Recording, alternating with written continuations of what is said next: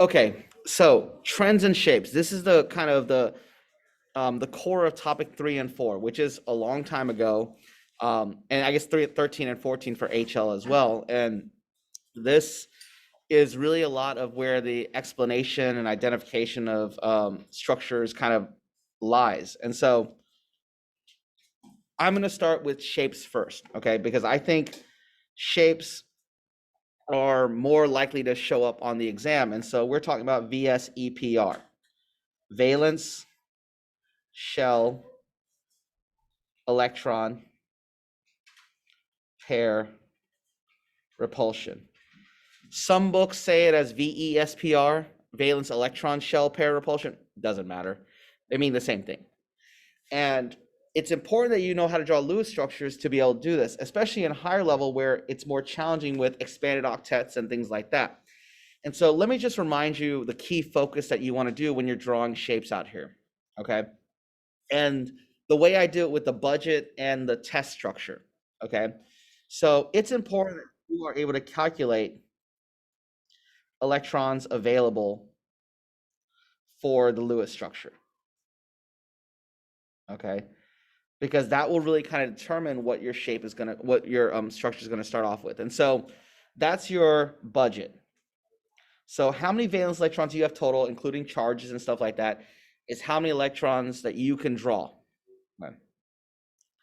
And then you will draw a test structure. And that test structure is the simplest form of the structure that's possible for all those atoms to be bonded together. It's not right always. It's just the baseline, and then you change it to make it match what you need. And so that's our test number. And what that means is everything is singly bonded. That's the simplest type of bond between two elements. And every atom that has 4 or more valence electrons gets an octet. Okay. And so if it's carbon, nitrogen, oxygen, fluorine, things like that, they all get an octet in your test structure. But again, that test structure is not always accurate. You have to sometimes manipulate it to get the final answer. And so this for SL and HL is very useful for difficult structures to draw. For example, carbon monoxide. Because if you follow the old school method of pairing up electrons and stuff like that, you're going to run into issues because carbon has 4 electrons, oxygen has 6. Well, we know carbon needs a full octet, and how are you going to share electrons across oxygen to make an octet? And so that's the issue that you come into. And so what we do is if you do it my way, it always works. Every single Lewis structure you draw will work with this method. So 4 plus 6 is 10. So there's 10 total electrons that you have available. That means you have 5 pairs available in your structure. That's your budget. Your test structure assumes that everything's singly bonded. So that's like your simplest possibility. But this structure has 7 pairs, which means you have too many lone pairs and not enough bonds. Because a bond essentially takes the place of 2 lone pairs by sharing a pair of electrons instead of each one getting their own. Okay.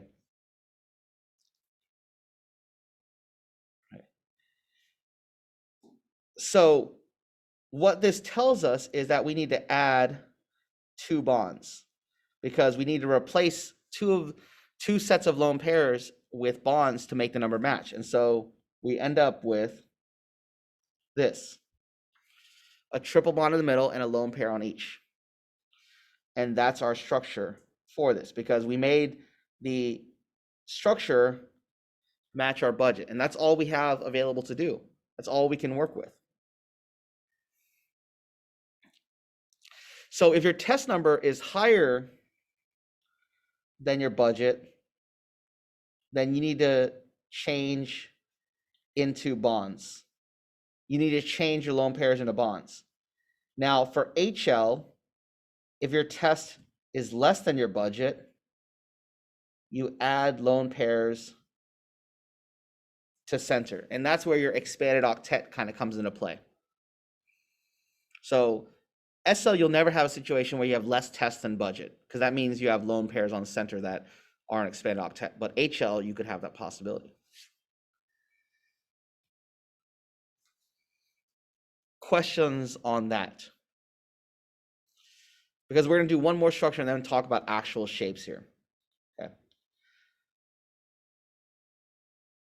This method is great for resonance because you can identify right away if your structure has resonance if you follow these rules. For example, CO3 2 minus, okay? Its budget is 4 plus 3 times 6 plus 2, because there's 2 valence electrons here, 2 charge, negative charge here. So that's 18, 22, 24. So that means 12 pairs. But if you draw the test structure for this, you put an O in the O surrounding the carbons in the middle, and then a lone pair on that carbon to give everything an octet. But this is 13 pairs. So now we have an issue. So we need to add a double bond somewhere, okay? But where do we add the double bond? Where would we add the double bond? Is there a preferred position here to add the double bond? No. So that's an alert that it's resonance. That tells you, I have 3 different places I can put the same double bond. That means instead of putting it at one place and upsetting the balance, I'm going to share that double bond across all those places. So what you end up getting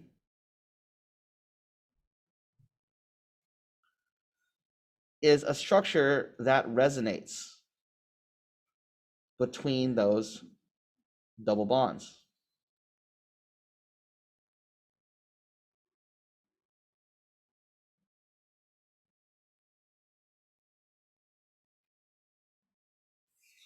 And in this case, there's 3 locations that can resonate. It's not always 3, it could be 2 locations, like in ozone or benzene and things like that. But the idea is that double bond resonates around.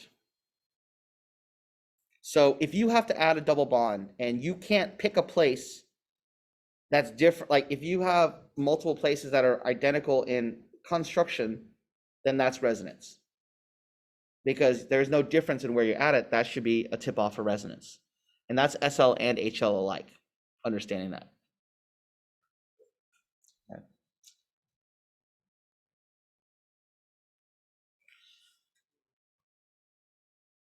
With HL really quickly, you might see something like this.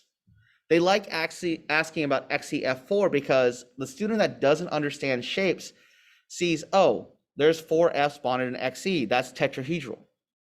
But when you actually dig deeper, Xe is X, E, which is 8, F is 7 each, which is 36 divided by 2 is 18 pairs. And when you draw Xe out,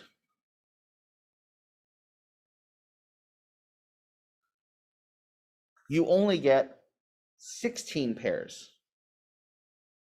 So that means your structure is actually deficient. And you've got the simplest structure possible, meeting all the octet rule. So then you have an issue. And that issue is you need to add 2 lone pairs on that xenon to complete the structure, which completely changes the electronic and the molecular geometry of the structure. And that's how the IB preys on students that don't fully understand structures. Ones that have come up with these shortcuts that work 85% of the time, the IB finds the 15% of the time where it doesn't work and exposes them. It's kind of a dark way to think about it, but that's their job, to make sure the students that understand the most get the most points. Doesn't always work that way, but that's their attempt. Okay.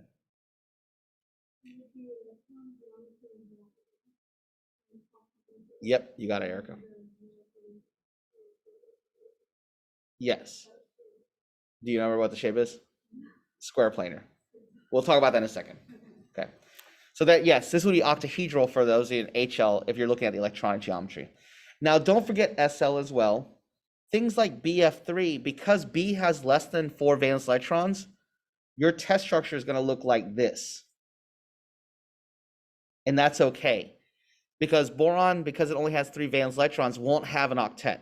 So you have to keep in mind, especially in SL, that things that have 3 or fewer valence electrons just have bonds, no lone pairs. Because if you start adding lone pairs on boron, then the number will never make sense. Like, you'll have to add a double bond to fluorine, and hopefully you know that fluorine never double bonds because it only can share 1 electron. And so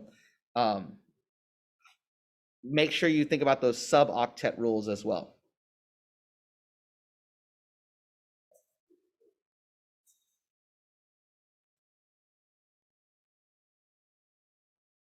Questions on that? Okay. So this all leads into VSEPR, where shapes are determined by how the bonds and lone pairs are oriented around a central atom. And what we want to first talk about is electronic geometry, where bonding regions and lone pair regions are equivalent. So that means if you have 4 bonds and 2 lone pairs, or 5 bonds and 1 lone pair, or 6 bonds and 0 lone pairs, they all add up to 6. That means they have 6 regions.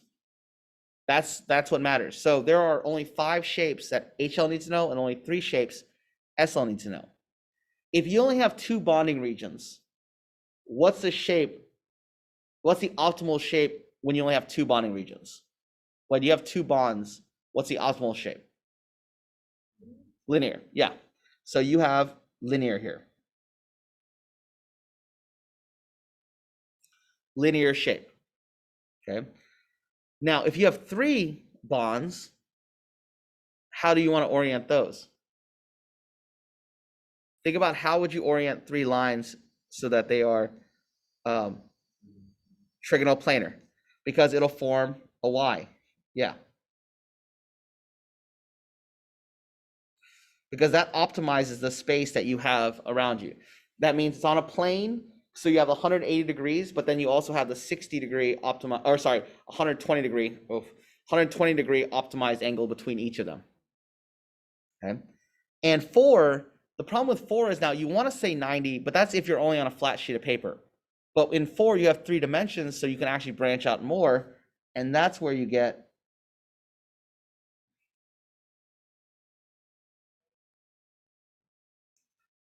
tetrahedral.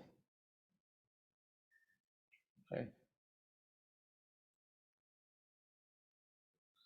And linear. And linear is 180. Trigonal planar is 120. And this is about 109.5, or 110 if you want.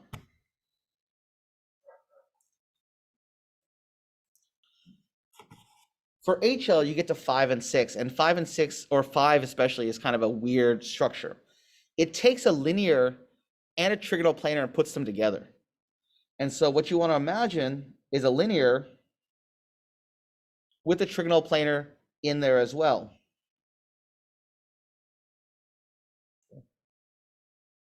But you have to imagine that that Y is sideways. Like one is, let me draw it that way just to kind of help you. Think wedge dash, wedge dash. So the line is is cutting through perpendicular to the Y. Okay. And so you have an atom up here, 2 atoms down here, and like the corners of my fingers, like the niche of my fingers is the other 2. So it's forming 2 pyramids on top of each other. One on the left side, one on the right side, together. Hence it's called trigonal bipyramidal.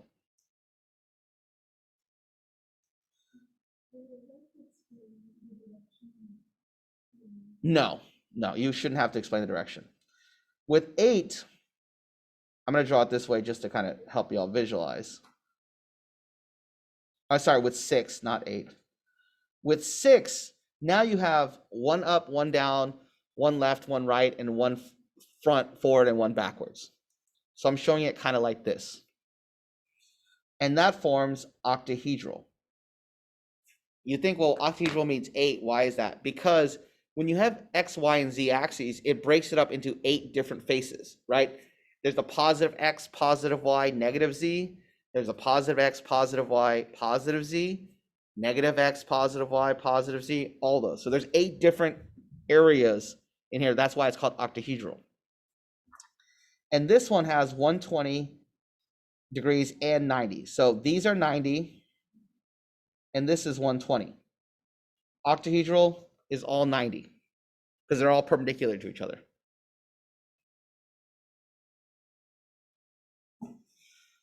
For HL, the fact that it's 2, 3, 4, 5, and 6 actually leads to hybridization as well. Because if you know the electronic geometry, you know the hybridization, because the electronic geometry tells you how many hybrid orbitals you need. So in a linear structure, you need sp1 hybridization. In a trigonal planar structure, you need sp2. Tetrahedral, sp3. Trigonal bipyramidal, sp3, d1. And octahedral, sp3, d2. Because remember, you only have 3 p orbitals, so if you're going to have expand octet, you have to use an empty d sublevel. That's why elements in period 3 or greater can have it, and nitrogen, oxygen, and fluorine can't. Okay.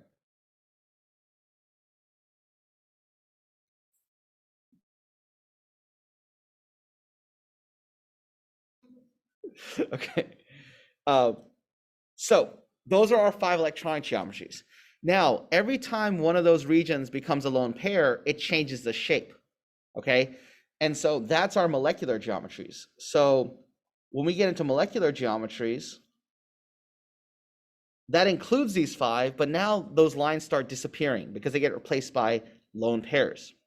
And this is why I draw it this way, because if I draw all my electronic geometries this way, I can figure out all my other shapes using this. For example, if I look at this same shape and I replace one of those bonds with a lone pair, I'm just going to erase one.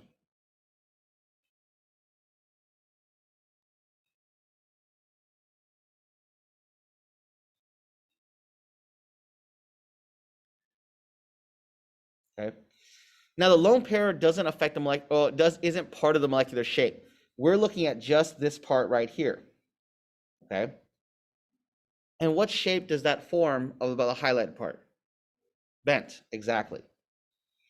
What the lone pair does do is it pushes that angle smaller because the bonds are repelling from the lone pair, so the angle gets a little smaller, which we'll say is 117. Subtracting 3 degrees is a pretty safe thing when you're trying to increase the repulsion of the lone pairs. Okay.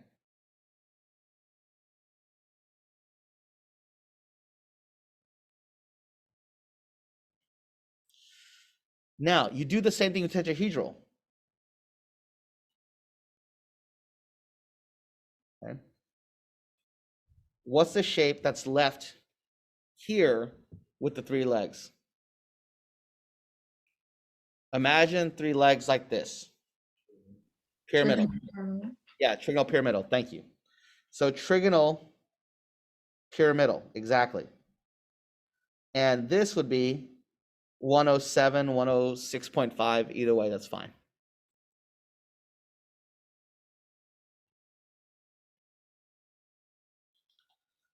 Now you take away one,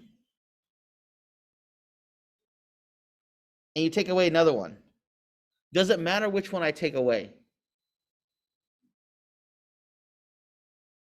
Not really. Visually, it might help you if you take away one of the side ones, but it doesn't matter because the lone pairs will always kind of gravitate toward each other, and they're all the same distance away from each other. So I'm just going to take this one away.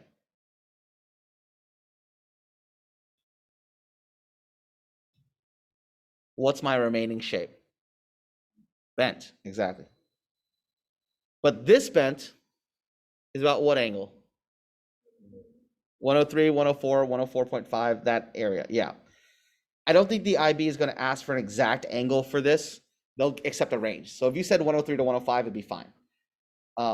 It just has to make sure that it's less than whatever angle you put for a pyramidal shape. So it just has to be less. Okay. And so SL Those are your shapes. 6 shapes to use to determine every single molecule that you may have to deal with. Where you have 2, 3, or 4 regions, and every lone pair changes that electronic geometry a little bit more.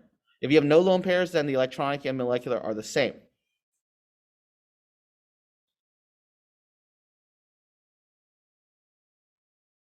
Higher level. Okay. Now I'm going to be consistent. I'm going to take the top one off first. Okay. Just so like I drew these on purpose this way so it's easier to see. So I'm going to take the top one off first. Okay. What shape is left? Seesaw or sawhorse. Okay. Exactly. Seesaw or sawhorse. Either of those are fine. Okay. Now, the angle isn't 120 anymore because that lone pair is pushing things a little bit closer. So this is a little bit less than 120, but you don't have to know a number. I just want you to understand that the lone pair is pushing it down so that this angle becomes less than 120 and this angle becomes more than 180 and this angle becomes less than 90 because everything's being pushed down. All the bonds are being pushed down. Yeah, they're repelling, exactly. This is kind of a multiple choice question they like to ask. Like, here's a seesaw shape. Here's angle A, B, and C. What are the approximate angles of those? Okay. We take that same idea. Okay, we take away one lone pair. Okay. Now remember, this is where it gets tricky for a higher level because the next lone pair you add has to be the furthest away from the lone pair that you already have. Okay. So which bond is the furthest away from that first lone pair? The one of the two going down, right, Peter? So I'm going to take away one of those.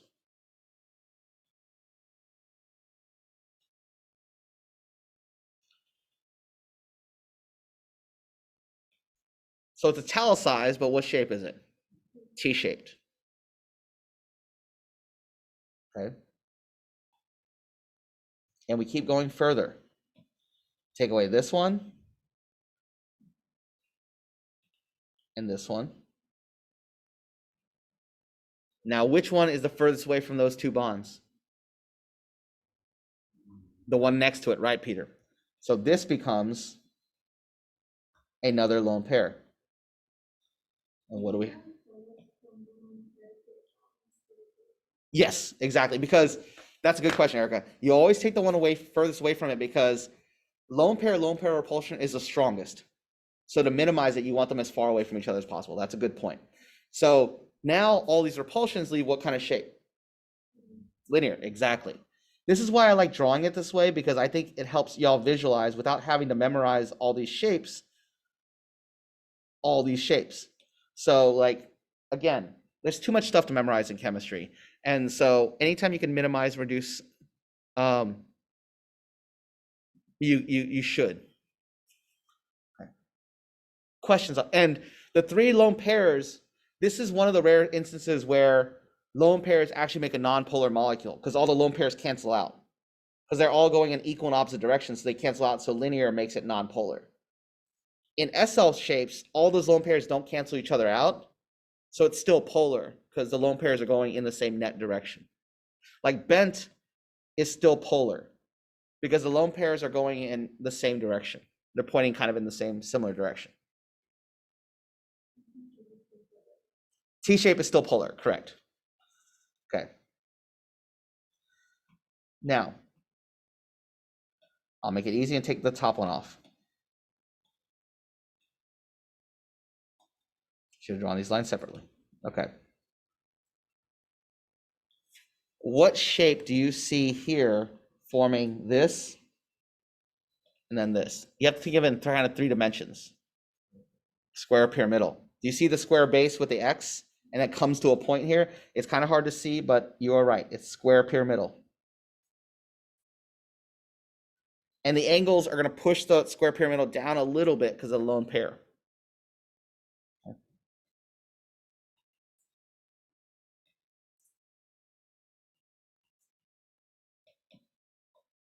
Where do we take the next lone pair from? the bottom. So now what kind of shape do we have with what's left? Square planar, right? Why is it planar, Erica? Wait, well, yeah, but why is it flat?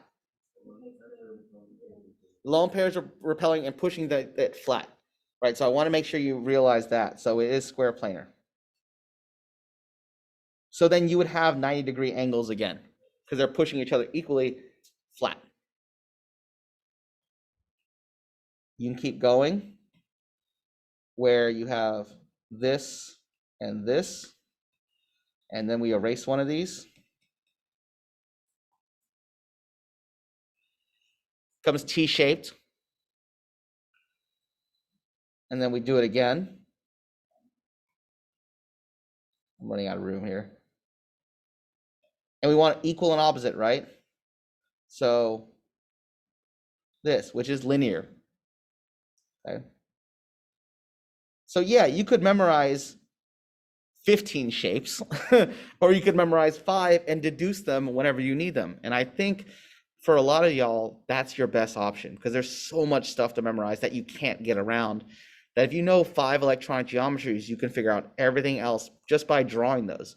Like if you just, like the way I draw them, I just draw it 1, 2, 3, 4, 5.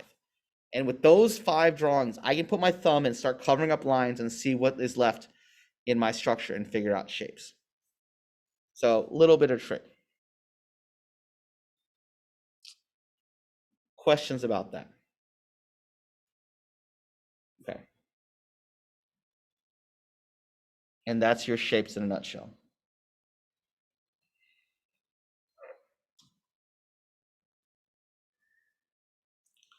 Trends.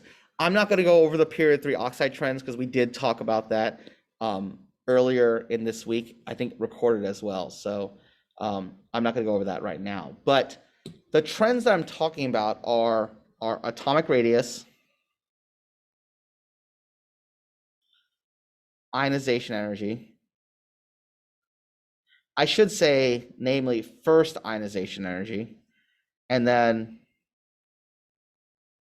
electronegativity. Okay. And again, minimize what you have to memorize. Every time you go across the periodic table, the energy levels stay the same, but the additional protons increase the effective nuclear charge, the nuclear charge pulling on the valence electrons. As you go down, the nuclear charge stays the same relatively, but the additional energy levels make the electrons further and further away from the nucleus, which makes it easier to lose them in a weaker attraction.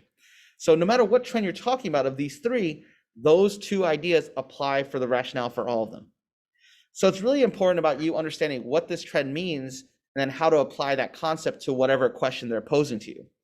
And so atomic radius is essentially the radius from the nucleus to outermost electrons.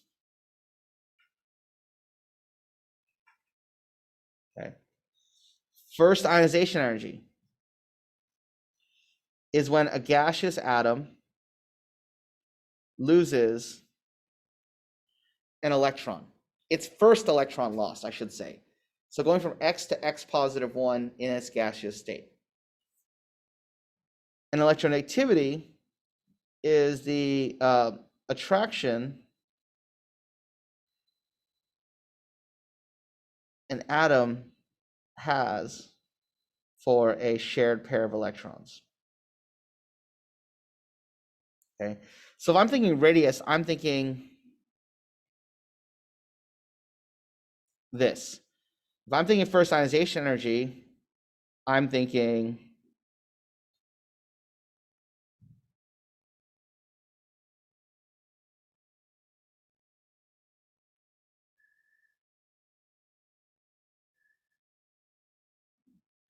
this.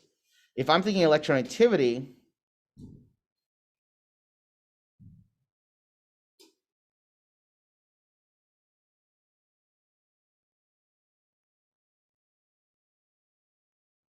I'm thinking this visually. Okay, do these diagrams make sense to y'all?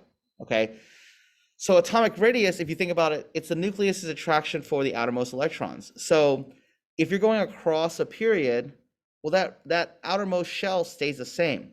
Well, what differs is the number of protons in the middle pulling that shell closer and closer and closer. And if you go down the periodic table, the extra shells changes the radius because you're adding more and more layers that are further and further from the nucleus. With ionization energy, you're trying to see how much energy does it take to lose an electron, which really is just a measurement of how attracted those electrons are to a nucleus. So if that electron, that outermost electron, is closer to the nucleus, it'll be harder to lose. So it'll take more ionization energy. So as you go down a group, as the electron, the valence electrons is being lost, is getting further and further and further away, it takes less energy because it's got a weaker attraction. Now, if you're going across a period, you have the same radii effectively, but you're adding more and more protons, and those more and more protons hold those valence electrons more tightly. So therefore, the energy will go up. And electronegativity is kind of a tug of war, sharing a pair of electrons between them.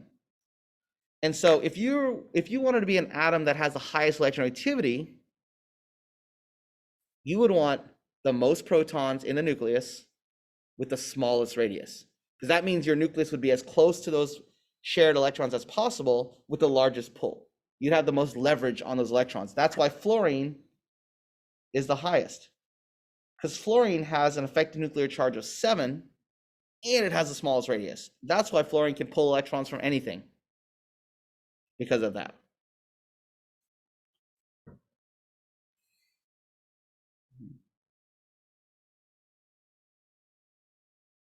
Questions about that? Mr. Trong, Yes. so do we have to know electron affinity trends? You do not need to know a trend for it, Alexander. You do need to know what electron affinity is, but the trend for that isn't consistent like all these other ones, because some elements don't have electron affinities, other ones do, and it's really super inconsistent across. So no, you do not need to explain a trend for electron affinity. All right, excellent, thank you. You're welcome.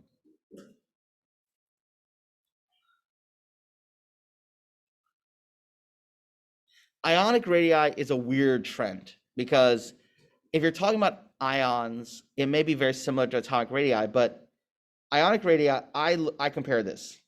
Compare the number of protons and number of electrons in the two species. Because when you compare those, one of them will be the same and one of them will be different.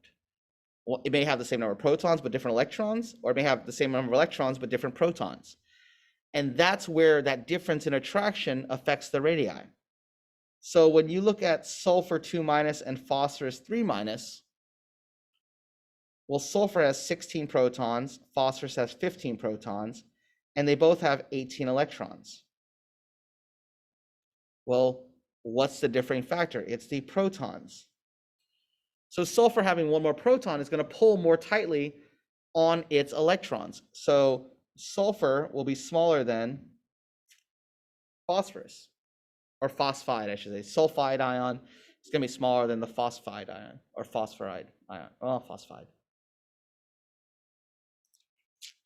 But if you start comparing Na versus Na plus, then that's 11 protons and 11 protons and 11 electrons and 10 electrons. And so now you've got a difference in electrons and actually a difference in energy level as well. So that makes Na plus smaller than Na.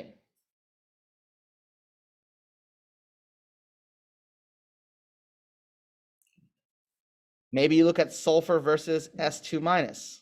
They both have 16 protons, but this one has 18 electrons and this one has 16 electrons. The S2- will be larger because the additional electrons creates more repulsion. So that forces the radii to get bigger to support that extra repulsion, and it causes the electrons to spread out. So ionic radii is more about particles, not so much about trends across the periodic table or up and down the group. It's more of a number of protons versus number of electrons. Now, there may be a time where like you have one whole extra energy level and it's obvious that it's going to be bigger. But usually when you compare these, there's going to be something similar and there's going to be something different. And that difference is what matters.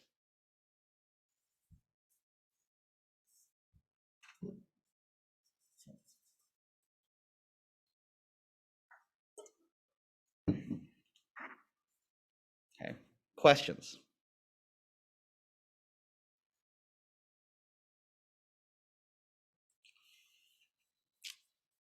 Let me pause this really quick. I'm going to steal something from another one of my diagrams.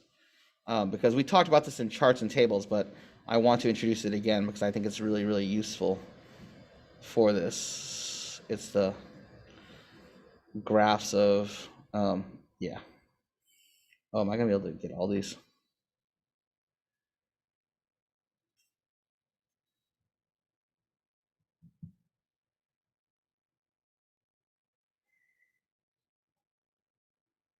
Yeah, okay.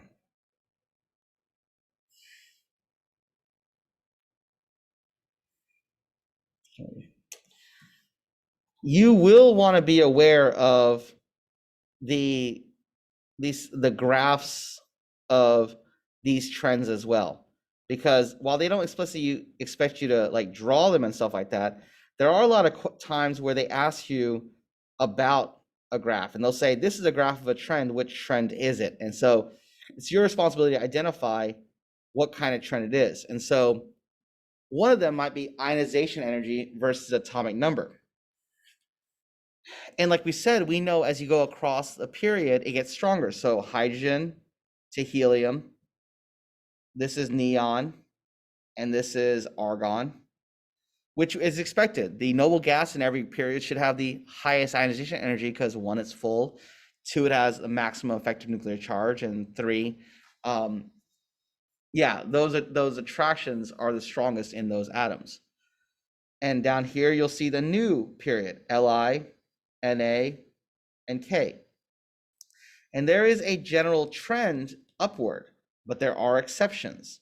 And that's kind of unique to ionization energy, first ionization energy, because there is something to be said about the repulsion within a sublevel and how easier it is to lose an electron, like nitrogen and oxygen. Okay. Remember, every time you have an exception for a trend, it's probably because of the orbital diagram. So if you have an exception, I would draw out the orbital diagram for each of them and go, oh, this is why. Because nitrogen has this 2p, and oxygen has this. So oxygen losing this 4th electron allows it to become half filled and minimize electron repulsion. So there's an incentive to lose that electron, which means it takes less energy to lose it. Whereas nitrogen already having the half filled minimal electron repulsion, if you lose one, it throws off its entire balance. So it's going to take a little more energy than expected to do that. And that combination of two ideas makes that dip and then return back to normal on the next one.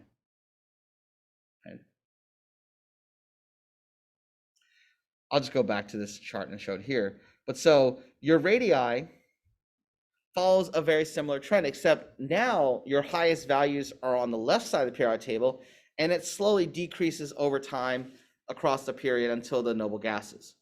And that's consistent kind of throughout this entire trend. Electronegativity, you see a general increase, but gaps. Where do those gaps? Those are noble gases, because noble gases don't have electronegativity. So if you see a graph that has gaps intentionally in there, that's probably due to the noble gases not having a value for that. And so you see that general upward trend. This is a really popular multiple choice thing. They'll say, like, which following trend does this graph match? So you look for these increases in values or decreases in values and be able to try to identify some of where the elements are using the periodic table to figure out which trend it is. But that's a really key thing with trends. And it's not just enough to know to understand the first ionization energy. They could ask you about the second or third or fourth ionization energy, and you have to just keep in mind which electron am I losing as that goes along. And so, like, if you think about, if you're comparing, like, let's say, I think I saw a question like this. Oh, sorry, 3s, 3s, 3s, and 3p. They asked, so one question is this, okay?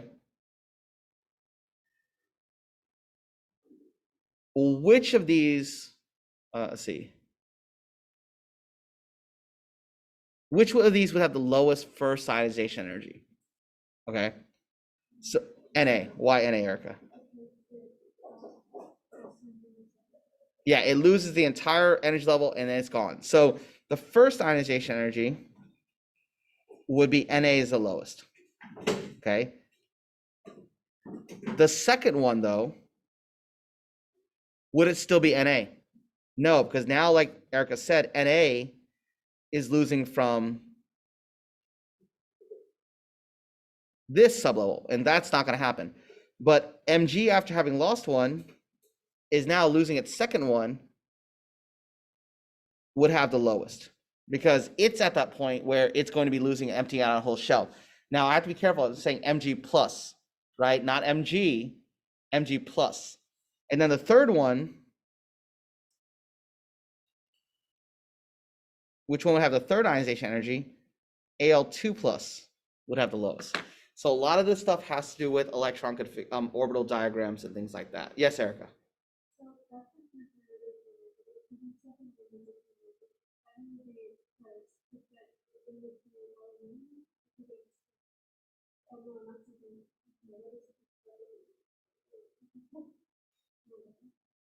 Yeah, I didn't want to rank the other ones in first because aluminum actually is lower than magnesium for losing its first one because it's emptying out of 3p. So I just wanted you here just to identify the highest one. But you are right.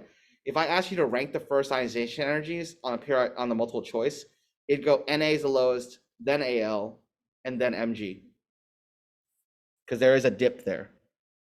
Okay. That's it for this session. Last session of the day, 9th period, will be a general kind of, don't forget these things. These are like how to maximize your points if you're looking to pass the IB exam. So that's going to be the emphasis there.